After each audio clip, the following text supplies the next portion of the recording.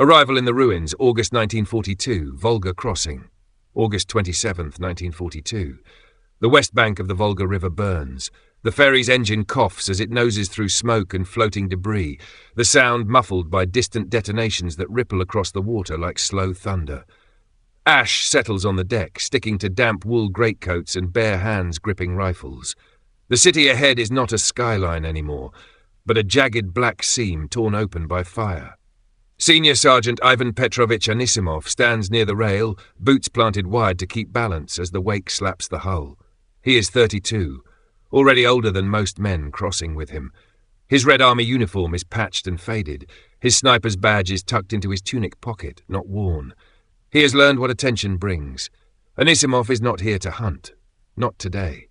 He has been reassigned as an instructor, one of several pulled back from the front line to train replacements inside the city itself.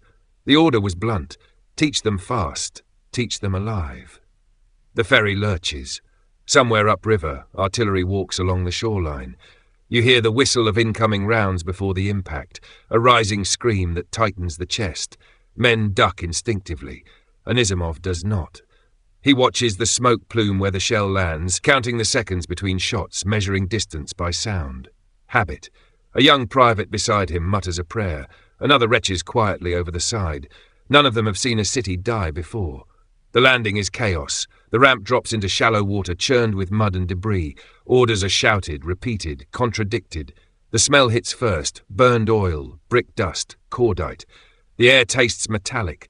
Above them, German aircraft circle like insects, occasionally diving to loose bombs that punch fresh craters into streets already erased.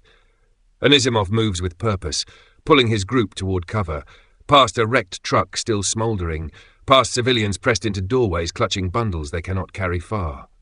A woman stares at him without blinking, soot streaking her face like war paint. He looks away. There is no time. They reach a shattered administrative building near the riverbank. Half the roof is gone. A stairwell has collapsed inward, forming a jagged ramp of concrete and rebar. This, Anisimov is told, will be the training site. Inside, he meets the others, 2 junior officers, 1 political instructor, and a crate of rifles wrapped in oilcloth. Most in negants, some with scopes, most without. Ammunition is stacked in wooden boxes marked with dates that mean little now. The political instructor reads the order aloud. His voice echoes strangely in the hollow room. From this point forward, sniper engagements are no longer individual actions. Every confirmed shot must influence movement. A sniper is not judged by kills alone, but by ground denied, by enemy halted, by time stolen. Anisimov feels the shift immediately. This is new. Before, a sniper survived by remaining invisible, by counting only what he personally could control. Now the doctrine binds the trigger to the street, the building, the entire frontage. One shot must reshape the fight. Outside, machine gun fire rattles across rubble like hail. Somewhere close, a building collapses with a sound like a groan. The city is still falling, block by block. Anisimov looks at the men assigned to him, dock workers, students, a former schoolteacher whose hands shake when he smokes. None of them have fired a rifle under fire. None of them understand what a scope does to the world, how it narrows everything down to breath and heartbeat. He clears his throat. You will not hunt men, he tells them. You will hunt movement. They stare at him, confused. He steps to a window where the wall has been blown away, exposing a street choked with debris. German infantry flicker at the far end, barely visible through dust. Anisimov raises his rifle, not aiming, just showing the line of sight. When one man falls here, he says quietly, every man behind him stops. The rule has changed. The city will learn it the hard way.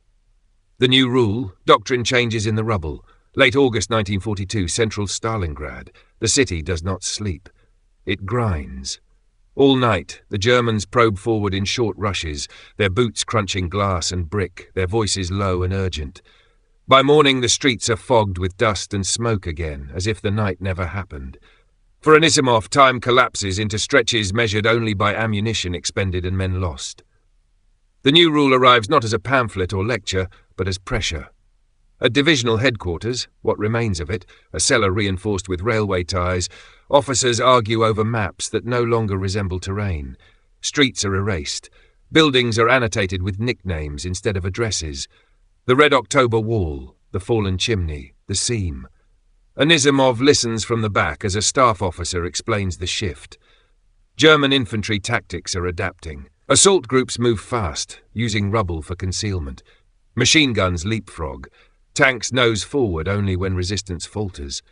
Traditional firepower cannot always reach them. Artillery is imprecise among ruins. Air support is inconsistent.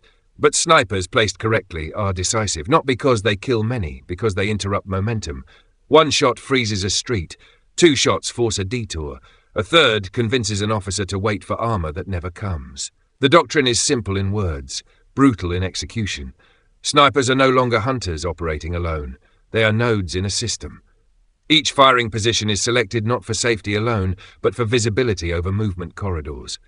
Each engagement must be coordinated with infantry, machine guns, and mortars. Above all, shots must be timed. Anisimov understands the implication immediately. This will shorten lives. A sniper who fires to influence a fight exposes himself more often. He becomes predictable. The Germans will respond. Counter-snipers already haunt the ruins, men with patience equal to his own. When he returns to his group, he does not soften it. You will fire less, he tells them, laying out a chalk sketch on a slab of concrete. A street intersection, a blown-out tram, a shell crater. But when you fire, others will move because of you. He assigns roles, 1 shooter, 1 observer, 1 security man watching the rear and flanks. They rotate every few hours. No heroics. A young recruit asks the question none of them want to hear. What if we miss? Anisimov looks at him for a long moment. Then nothing changes, he says, and that is failure. They practice range estimation using rubble instead of markers. Windows become angles, shadows become distances. He teaches them to read the city. Disturbed dust means recent movement. Birds scattering means something heavy is coming. Sudden quiet often precedes assault. He teaches restraint above all. They watch German infantry cross a street unchallenged because the moment is wrong, because a tank engine can be heard nearby, because killing 1 man now would only draw fire and close the position. This is harder than shooting. On the 3rd day, an order runner brings confirmation. Sniper tallies will be reported not just as kills but as engagement effects. Streets held, advances delayed, enemy withdrawals observed. The political instructor smiles at this, already thinking of newspapers and morale. Anisimov does not. He thinks of exposure times, of counter-fire arcs, of how long a man can stay motionless in dust before cramping betrays him. That night, he takes 1 trainee with him to a forward position.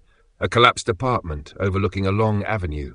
They crawl into place before dawn, rifles wrapped in cloth to dull the scrape of metal on brick. They wait. Hours pass. The city breathes smoke.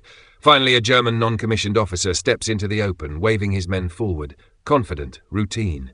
Anisimov does not shoot. He waits until the man stops. Until he turns sideways. Until the men behind him bunch up. The shot cracks once, sharp and final. The officer falls. The street empties instantly. Men dive for cover. Orders are shouted, then stop. No advance follows. 10 minutes pass, then 20. The avenue is silent.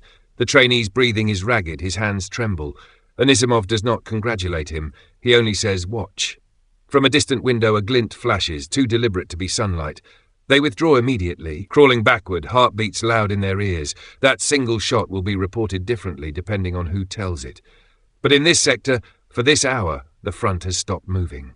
This is the new rule, and the city is about to pay for it. Training under fire, building snipers in a dying city, September 1942. Near the Red October factory district, the replacements arrive in waves, usually at night, ferried across the Volga under cover of smoke screens that only half work. Some arrive without rifles, some without boots that fit. Most arrive already hollow-eyed. Anisimov no longer asks where they are from. It does not matter. The city strips that away within days. Training is no longer a separate phase. It is inseparable from survival. He selects positions not for safety, but for instruction. A shattered schoolhouse with long corridors teaches angles. A collapsed warehouse teaches patience. A burned-out tram teaches how metal echoes sound.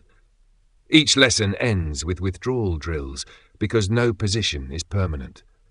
He teaches them to build hides from debris and fabric scavenged from apartments, curtains stiff with dust, mattress stuffing used to muffle muzzle blast.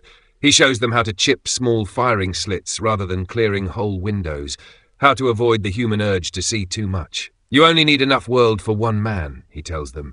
They learn to shoot at shapes rather than faces. Helmets, rifles, movement against rubble that should not move. He drills them in communication, hand pressure on a boot, a tug on a sleeve, chalk marks on brick that mean occupied, watched, abandoned. Radios are rare and unreliable. Silence is safer. One afternoon, artillery crashes closer than expected. The building shudders, plaster rains down. A trainee flinches and lifts his head just as a round snaps through the window opening, cracking the wall inches from his face. Anisimov drags him down by the collar. "Do not argue with gravity," he snaps. "It always wins." Losses mount. A boy named Mikhail disappears during a withdrawal. They find his rifle 2 days later in a stairwell filled with dust and bloodstains gone dark. A former machinist freezes during a duel and is killed by a shot that neither Anisimov nor the observer ever hear. There is no time for ceremony. The city does not pause. The doctrine tightens further. Snipers are now assigned to sectors permanently, integrated into infantry companies. They receive specific streets to deny, specific times to engage, often just before an assault, or just after one falters. Anisimov briefs his teams before each task, tracing lines in dust. "Do not chase kills," he repeats. "Chase hesitation." The Germans adapt quickly. They move at night more often. They use smoke. They fire blindly into windows before crossing streets.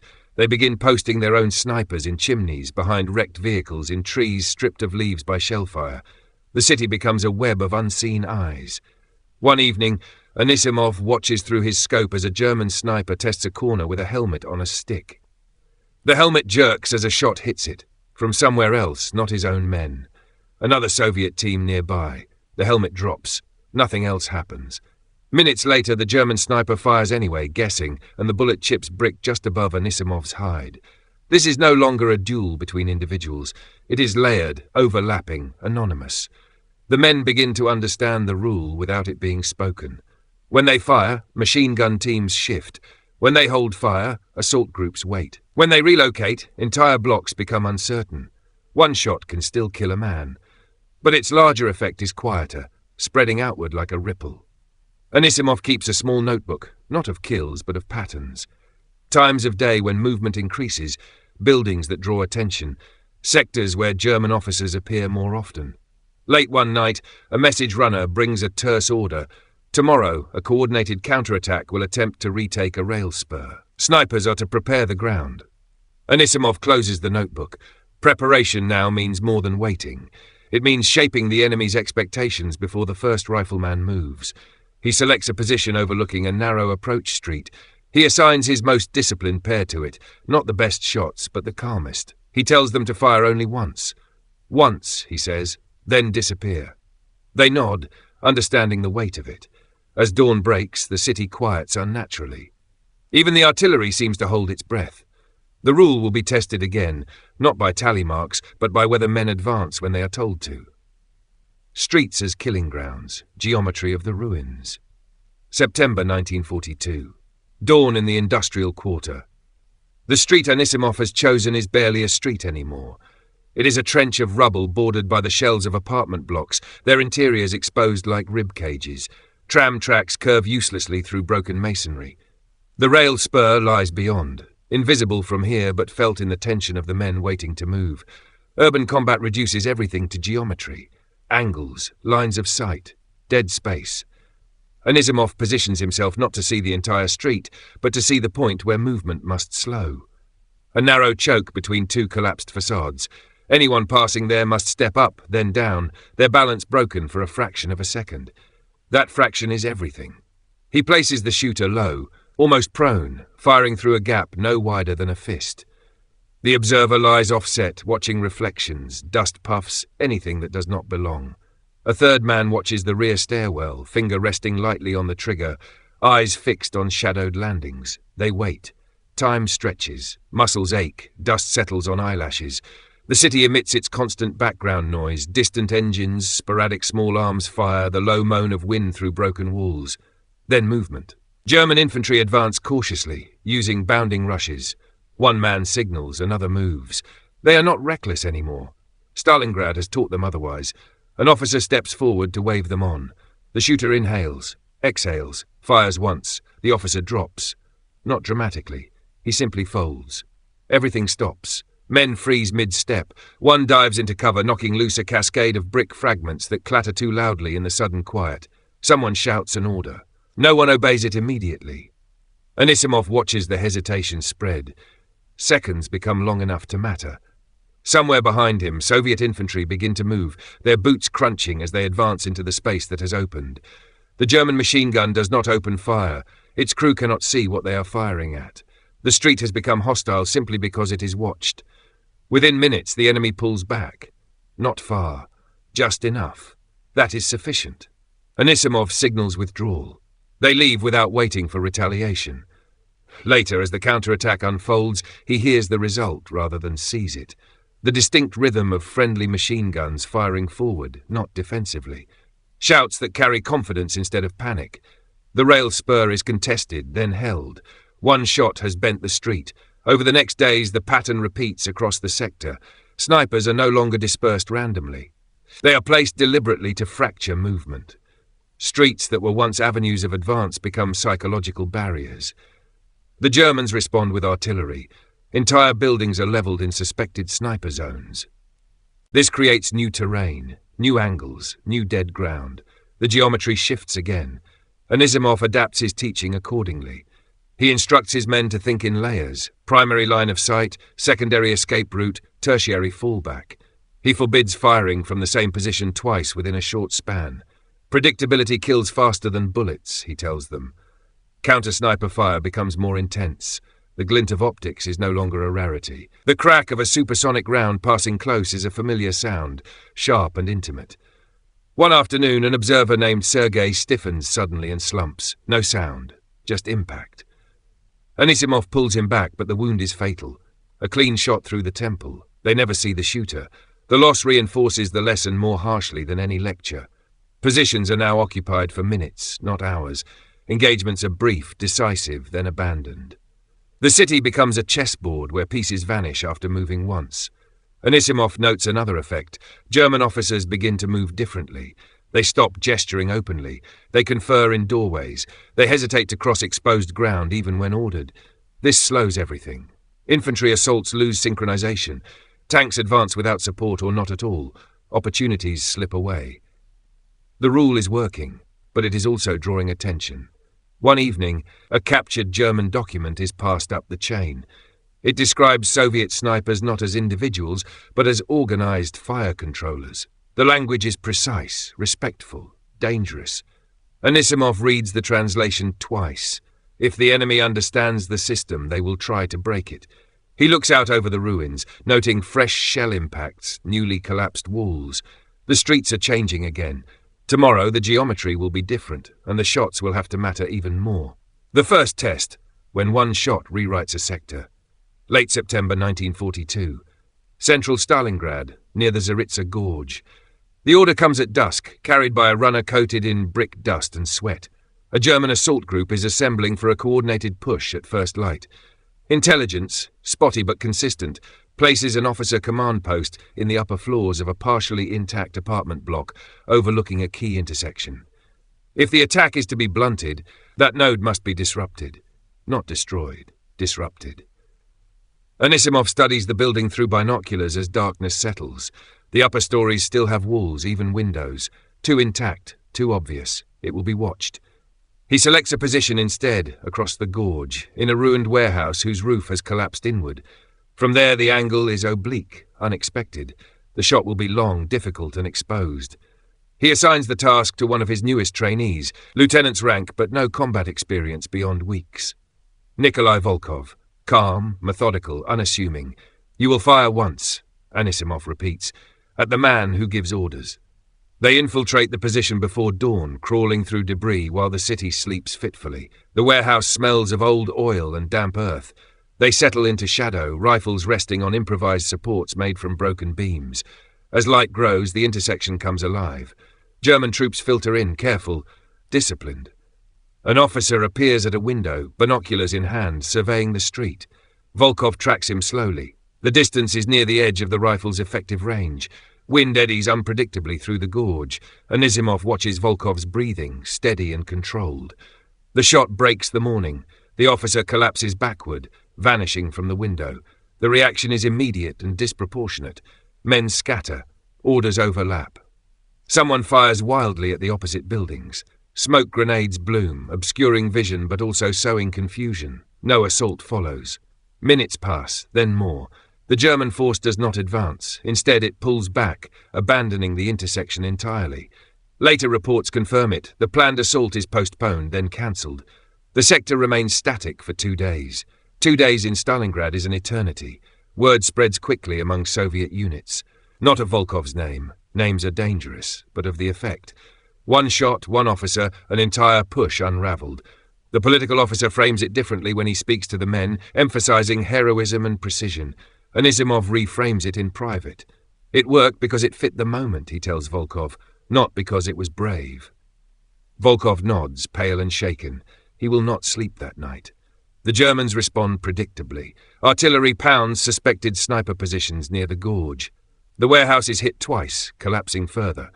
Anisimov and Volkov relocate under fire, heartbeats loud in their ears.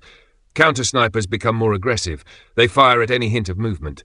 They leave traps, false targets, exposed helmets, even wounded men used as bait. Anisimov warns his teams relentlessly. If it is too easy, it is wrong. Losses continue. A veteran named Pavel is killed while relocating, caught in the open by machine gun fire triggered by a feigned sniper shot elsewhere. The system cuts both ways, yet the doctrine holds. Over the following weeks, snipers are tasked not only with pre-assault disruption, but with post-assault denial. When Soviet infantry seize ground, snipers seal it by making counterattacks costly. The city's rhythm changes. Advances are shorter. Front lines stabilize into pockets rather than continuous lines. Maps become mosaics of control measured in rooms and stairwells. Anisimov feels the strain. He sleeps in bursts, eats when he remembers. His hands ache from cold and tension. Still, he trains. One evening, as he reviews positions with a company commander, the officer gestures to a street now permanently avoided by German troops. They won't go there anymore, the commander says, not even at night. Anisimov looks at the street. Nothing marks it. No signposts. No wrecks more dramatic than any other. Just memory. This is the real weapon now. Not the rifle. The expectation of the shot. But expectations cut both ways. The Germans are watching, learning, mapping patterns. The next test will not be so one-sided. Counter-snipers, the duel without faces. October 1942. The ruins near the grain elevator. The Germans stop reacting blindly. Anisimov notices it first in the pauses. Where once there was immediate chaos after a shot, shouting, scattering, smoke, there is now restraint. Units hold position. Machine guns do not spray windows indiscriminately. Instead, nothing happens at all. Silence becomes the response. That silence is deliberate. Counter-snipers are being deployed systematically, not as lone hunters but as paired teams, mirroring Soviet methods. They occupy deep positions, rarely firing. Their task is not to kill first, but to watch for the second shot. The duel changes character. It becomes abstract. Anisimov instructs his men accordingly. If you feel watched, he says, you are. They begin to treat every position as compromised from the moment it is occupied. Engagement windows shrink further, 30 seconds, 15, sometimes less. One afternoon, Anisimov and an observer named Yuri settle into a position overlooking the elevator's southern approach. The building looms massive and scorched, its concrete walls pocked by shellfire. German troops are rumoured to be regrouping nearby. They wait, minutes stretch, then an anomaly. A pigeon lifts suddenly from a ledge across the street, wings beating frantically. Dust shifts where no wind should reach. Yuri stiffens. Anisimov pulls him back just as a round cracks through the space where Yuri's head had been. The sound is sharp, close, a good shooter. They do not return fire. Instead, they mark the angle mentally and withdraw, leaving the position empty. That evening, Anisimov sketches the probable counter-sniper location based on trajectory and timing. He shares it with another team, but gives strict instructions. No shot unless he fires again. They wait 2 days. On the third morning, a Soviet assault is scheduled nearby. As infantry movement increases, the German sniper fires, aiming at a runner. He misses. The waiting team fires once in reply. The position goes silent permanently. The lesson spreads quickly. Counter-snipers can be neutralized, but only with patience and coordination. Lone duels are a luxury no one can afford. The Germans escalate further. They begin firing artillery not at suspected sniper positions, but at surrounding buildings, collapsing escape routes. They lay mines in stairwells and doorways. They use decoys, mirrors, flashes of glass, even timed movements designed to draw fire. Anisimov adapts again. He forbids shots at anything not clearly human and purposeful. No helmets, no shadows, no rifles resting alone. This restraint costs opportunities. It also saves lives. Fatigue becomes the enemy now. Men hold still for hours, muscles burning, minds drifting. The temptation to fire grows with boredom. Anisimov rotates teams aggressively, even when commanders protest the loss of coverage. A tired sniper is already dead, he tells them. Losses still occur. A young observer freezes during a counter-sniper engagement and is killed when he lifts his head too high. Anisimov writes a brief note in his notebook, then tears the page out and burns it. There is no room for accumulation. Despite the danger, the effect on the wider battle is undeniable. German assaults become tentative. Timetables slip. Units advance without cohesion. Officers avoid exposed vantage points, limiting their control. Snipers have become a shaping force rather than a counting one. One evening, Anisimov overhears infantrymen arguing over who will cross a particular street first. No one wants to be the man who tests whether it is watched. That hesitation is worth more than any confirmed kill. But the cost is constant vigilance. Anisimov's senses never fully relax. Even eating feels dangerous. Even sleep is shallow. Winter approaches, bringing cold that stiffens fingers and slows reactions.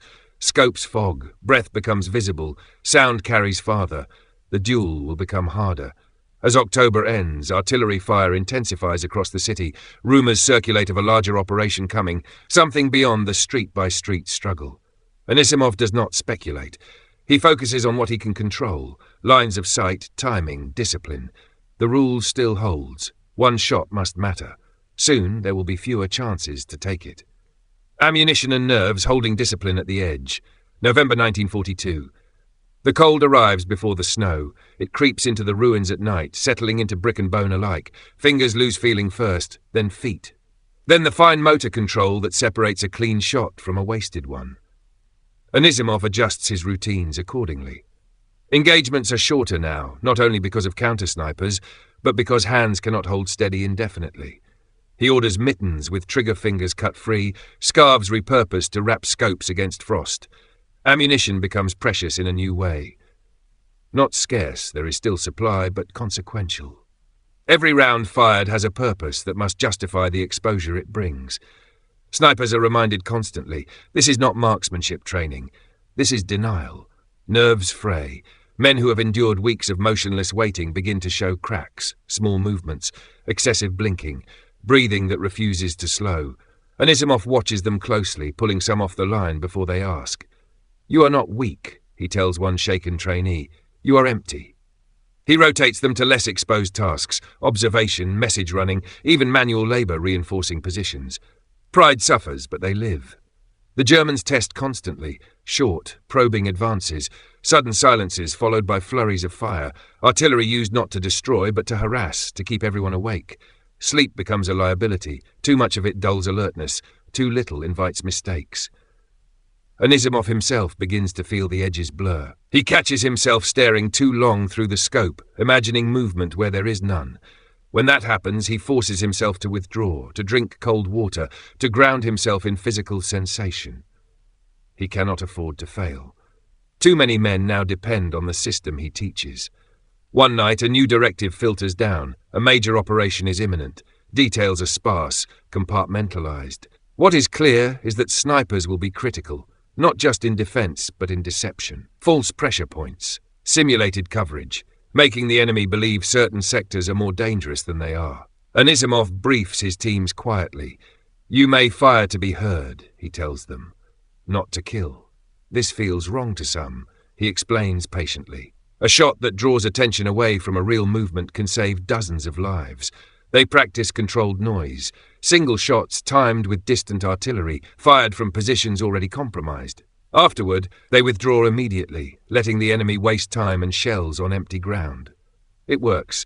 German units redeploy unnecessarily. Reserves are shifted. Counter-snipers hunt ghosts.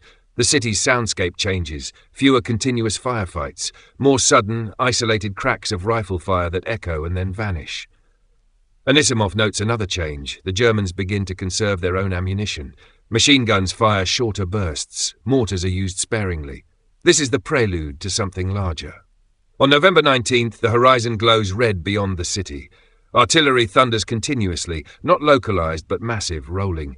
Even in the ruins, the ground trembles. Operation Uranus has begun, though few in the city know its name. Within Stalingrad, nothing changes immediately, and everything does. German units inside the city are ordered to hold at all costs. No withdrawals, no concessions. That rigidity creates new opportunities. Snipers exploit predictable movement. Messengers forced to cross the same routes repeatedly. Officers who must appear in exposed positions to enforce orders. Anisimov cautions restraint. Do not accelerate, he warns. Let the pressure build. Days pass. Rumours of encirclement spread, carried by whispers and the sudden absence of German air support overhead. Supplies thin. Morale shifts subtly. One evening, Anisimov watches a German patrol hesitate at a crossing they once used freely. They wait and wait. They never cross. The street has been claimed not by barricades but by memory and fear. Anisimov closes his notebook, hands stiff with cold. The end is approaching, though how close no one can say. The shots will still matter, perhaps more than ever. Reputation as weapon. Tallies, rumours and control. Late November 1942. The city within the ring. The encirclement tightens invisibly at first. There are no banners, no announcements, only absences. German aircraft become rare. Artillery fire slackens. Prisoners speak less of relief columns and more of shortages. In this vacuum, reputation becomes a weapon. Soviet units whisper about dead streets, about windows no one dares to use. Names circulate, exaggerated and blurred. Some are invented, some are real, inflated beyond recognition. Anisimov discourages the talk, but he understands its utility. Fear needs no precision. German prisoners, when questioned, describe snipers as omnipresent, coordinated, impossible to predict. They speak of instructors who train men inside the ruins, of rules that make every shot count. Anisimov never appears in these accounts by name. That suits him. The political officers seize on the narrative, posting notices and publishing brief stories meant for the front lines. Kill counts are mentioned cautiously, often framed as confirmed by witnesses. Anisimov notices the careful language. The emphasis is no longer on numbers, but on impact. Held an intersection for 12 hours. Prevented counterattack. Disrupted command. This aligns with reality better than the old tallies ever did. Within his own teams, Anisimov forbids personal scorekeeping. He collects data centrally, anonymized. When a trainee asks how many kills he has, Anisimov answers with a different metric. How many men waited because of you? This reframing changes behavior. Shots become rarer, better timed. Observers become as valued as shooters. Patience is praised openly. The Germans attempt to counter the psychological effect. They spread rumors of their own snipers, of Soviet instructors already killed. Sometimes they fire deliberately from obvious positions, daring a response. Anisimov refuses to take the bait. One morning, a German loudspeaker crackles to life, broadcasting taunts in broken Russian, promises of safety for deserters, claims of unstoppable relief forces. No one listens. Instead, a single rifle cracks from an unseen position. The loudspeaker goes silent. No one claims the shot. The effect ripples anyway. As December approaches, the cold intensifies. Snow falls lightly, clinging to ruins and softening sound. Visibility improves in some ways, worsens in others. Tracks in snow betray movement, but also mislead. Anisimov teaches his men to disturb snow deliberately, to mask real paths. He reminds them that white is not concealment, it is contrast. German movements grow more desperate. Small groups attempt night breakouts, probing weak points. Snipers now serve as tripwires, not barriers. A single shot alerts entire sectors. One night, Anisimov observes a failed breakout attempt from afar. The Germans scatter under fire, then melt back into cover, leaving equipment behind. In the aftermath, he finds a German sniper's notebook on a dead man. Maps, notes, times, angles. The handwriting is neat, precise. He studies it briefly, then burns it. There is no satisfaction in this, only confirmation that the enemy has been thinking just as hard. The city is quieter now, not peaceful, exhausted. Anisimov feels the weight of months pressing down. He has lost count of how many he has trained, how many are gone. Faces blur together. What remains sharp is the doctrine. The rule has become instinct. Fire to shape, fire to deny, fire to control time. As December deepens, artillery resumes, heavier than before, pounding trapped German positions. The end is approaching, but it will not be quick. There will be more shots, fewer chances to make them count. Anisimov prepares his men for the final phase, though no one calls it that yet. The city will soon fall silent in a different way. Winter tightens, cold, silence, and compressed space. December 1942, Stalingrad under snow. The ruins change character when winter fully takes hold. Edges soften, sound carries farther. Smoke hangs lower. Breath becomes a telltale signal, a white flag that must be controlled. Anisimov adjusts again. He orders scarves pulled high, breath exhaled downward when possible. He shortens observation windows even further. In the cold, metal contracts, scopes shift subtly. Zeros wander. Every rifle must be checked constantly. The battle space compresses. Where once fighting spanned blocks, it now unfolds within single buildings. Rooms become fronts. Stairwells become choke points. Cellars are fought over repeatedly, changing hands without anyone upstairs noticing. Snipers adapt to verticality. Shots are taken downward into courtyards, upward into shattered floors. Gravity matters more. Ricochets behave unpredictably off frozen surfaces. Anisimov trains his men to think in 3 dimensions. Up is as dangerous as forward, he reminds them. German units are starving now. Prisoners confirm it without prompting. Their movements are slower, more cautious, driven by necessity rather than initiative. They still fight hard, but the edge is dulled. Counter-snipers remain active, though fewer. Ammunition shortages limit their freedom to fire. When they do, they aim carefully, conserving rounds. One afternoon, Anisimov spots a German sniper repositioning across a courtyard, his movement hesitant, laboured. Anisimov does not fire. He watches instead, noting the route, the pauses, the shelter points. Later, he passes the information to an assault group, who clear the position with grenades that evening. The rule still applies. Shape, don't chase. Inside Soviet-held buildings, the mood shifts subtly. Men talk about after, not openly, but in fragments. A cigarette saved, a letter half written. Silence stretches longer without feeling hostile, yet danger remains constant. Mines are everywhere, booby traps, collapsing floors weakened by frost. Anisimov loses another trainee not to a bullet but to a stairwell that gives way beneath him. The sound is brief, final. The city claims him without ceremony. Anisimov feels the loss keenly, but he does not dwell. Dwelling leads to hesitation. Hesitation kills. Orders now emphasize containment rather than advance. The Germans inside the pocket are to be held, compressed, exhausted. Snipers are ideal for this. A single shot can pin a group for hours, forcing them to burn calories they cannot replace. The psychological toll becomes visible. German soldiers linger longer under cover, even when it costs them warmth. They avoid exposed fires, cook less, move less. Cold becomes an ally. One night, during a rare lull, Anisimov sits with 2 of his men in a cellar warmed faintly by a candle stub.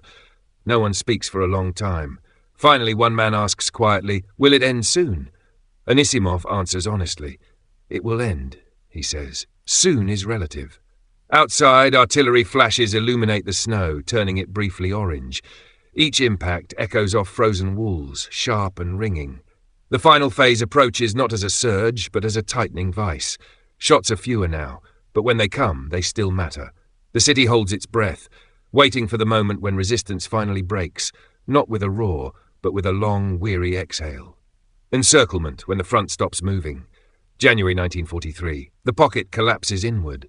By now, the front no longer advances in lines. It contracts in pulses. German positions shrink block by block, building by building, until the notion of a rear becomes meaningless. Everything is forward. Everything is exposed. Anisimov feels the change in the absence of rhythm. No more probing attacks, no more coordinated thrusts, only sporadic bursts of fire, sudden flurries of desperation, then long silences. Snipers are used differently now, less as shapers of movement, more as seals.